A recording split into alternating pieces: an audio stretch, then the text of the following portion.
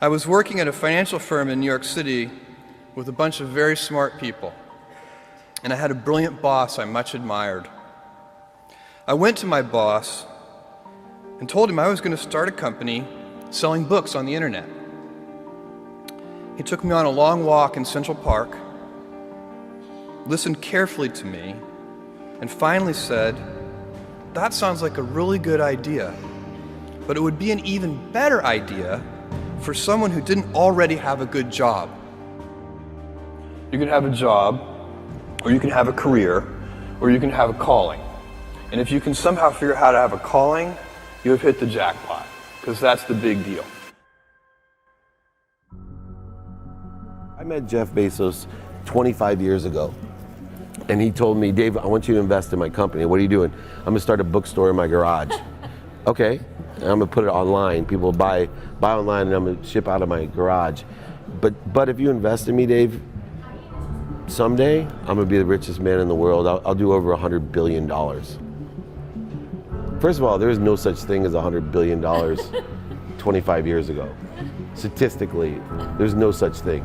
Countries didn't have 100, our national debt wasn't $100 billion. And this dude's telling me at 26 years old that he's gonna be the richest man in the world because he has a garage and the internet? That was his truth. No, but he did not know it, and neither did I. But the difference between him and I is I was laughing, scoffing, and jesting at him, and he was already applauding himself, going, at the right way, at the perfect time, I'm gonna make as much as I can as quickly. And I'm sitting there going, there's no way this is gonna be a big business.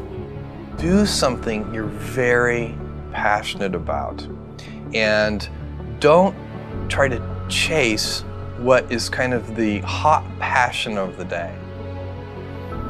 Seen in that light, it really was a difficult choice, but ultimately, I decided I had to give it a shot. I didn't think I'd regret trying and failing, and I suspected I would always be haunted by a decision to not try at all. After much consideration, I took the less safe path to follow my passion, and I'm proud of that choice. As a young boy, I had been a garage inventor.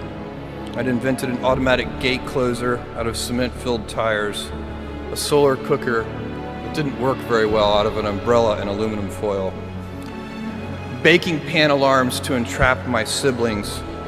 I'd always wanted to be an inventor, and she wanted me to follow my passion.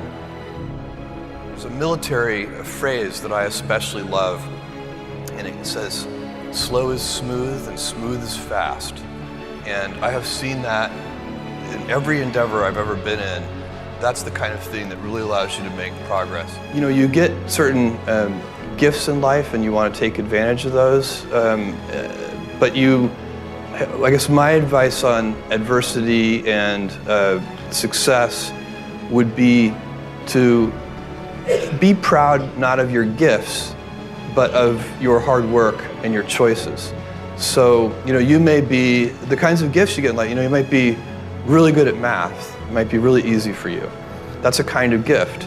But practicing that math and taking it to the next step, that could be very challenging and hard and take a lot of sweat. That's a choice. You can't really be proud of your gifts because they were given to you. You can be grateful for them and thankful for them. But your choices, you choose to work hard. You choose to do hard things. Those are choices that you can be proud of. You can choose. We all get to choose our life stories, and it's the choices that define us, not our gifts. Everybody in this room has many gifts. I have many gifts. You can never be proud of your gifts because they're gifts. They were given to you. You might be tall, or you might be really good at math, or you might be extremely beautiful or handsome, or there are many gifts, and you can only be proud really of your choices because those are the things that you are acting on. And one of the most important choices that each of us has, and you know this just as well as I do, is you can choose a life of ease and comfort, or you can choose a life of service and adventure. And when you're 80, which one of those things do you think you're going to be more proud of? You're going to be more proud of having chosen a life of service and adventure. There's never been a better time to be alive. I mean, it's just incredible the amount of inspiration that the world generates for me, and I think for a lot of people. It's insane, the amount of change and invention and opportunity. Your life, the life you author from scratch on your own, begins. How will you use your gifts? What choices will you make? Will inertia be your guide, or will you follow your passions? Will you follow dogma, or will you be original? Will you choose a life of ease, or a life of service and adventure? Will you wilt under criticism, or will you follow your convictions? Will you bluff it out when you're wrong, or will you apologize? Will you guard your heart against rejection, or will you act when you fall in love? Will you play it safe, or will you be a little bit swashbuckling? When it's tough, will you give up, or will you be relentless? Will you be a cynic, or will you be a builder? Will you be clever at the expense of others, or will you be kind? Every time you figure out some way of providing tools and services that empower other people to deploy their creativity, you're really onto something. You know, you're very lucky if you have a career. A lot of people end up with a job. If you don't love your work, you're never going to be great at it. Jules Verne, Mark Twain, Galileo, Newton, all the curious from the ages would have wanted to be alive, most of all, right now.